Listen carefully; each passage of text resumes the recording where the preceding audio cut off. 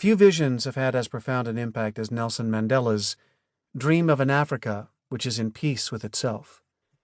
Mandela spent more than 27 years in prison for fighting to improve the plight of black South Africa during a time of white minority rule. Mandela was set free after South Africa abolished apartheid. He was awarded the Nobel Peace Prize and served as the first black South African president after winning the country's first multiracial election.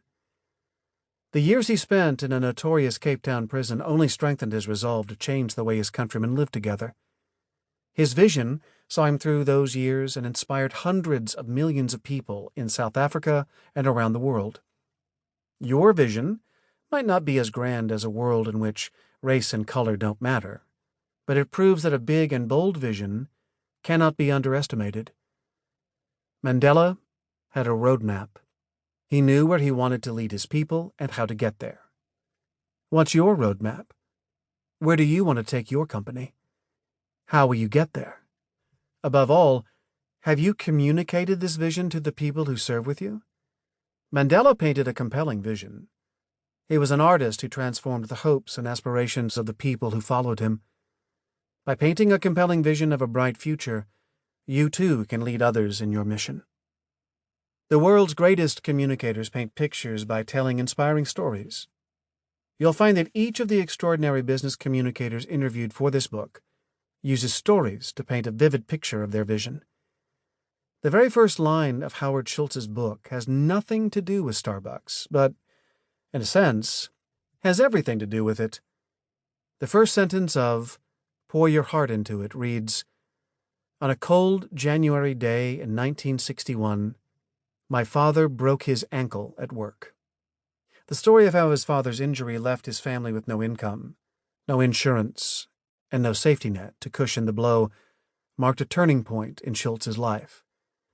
Schultz consistently tells this story to employees, journalists, and shareholders as a way of inspiring his audiences to back his vision.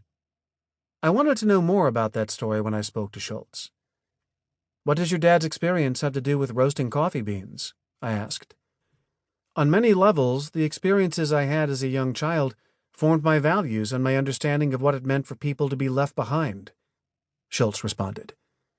"Starbucks employs 80,000 people. We hire 300 people a day and open 3 new stores a day. It's very important new people understand that when I started this company, I had nothing.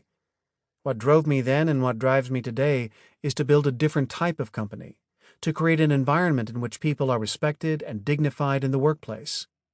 Starbucks is the quintessential people-based business. I've always thought it was important that people have a sense of my own vulnerability, as well as what it is we're trying to achieve as a business. It goes against the past tradition of business leaders who kept personal stories private. But it's important that people understand who you are, why you act a certain way, and respond to things in a certain way. If you look at some of the great leaders in history, they had the gift of galvanizing large groups because people saw in them something that resonated. To do that, you have to let people in. Take off the shield. In today's world, authenticity matters a lot. Employees look for authentic leaders to work for, and customers look for authentic brands to buy from. It's more important than ever for contemporary communicators to let people in, to take off the shield. One of the top CEO recruiters in the world, Spencer Stewart's James Citron, agrees that Schultz inspires by sharing stories. The story about his father, it provides the underpinning for stock options and full health benefits for all employees, even part-timers, says Citron. When he tells the story about how he went on vacation to Italy, got entranced by the espresso bar culture, and believed that he could transport that kind of community, that was the seed of the Starbucks strategy. He brings the stories to life. To get the most out of people they're working with, leaders have to tap into their emotions as well as their minds. People can relate to stories. They can see themselves in other people's stories. I would bet that when Howard Schultz introduced the Beanstalk program, stock options to turn employees into partners, in a board meeting, he told the story about his father. The ability to use stories to get people to buy in with their hearts is a powerful leadership capability.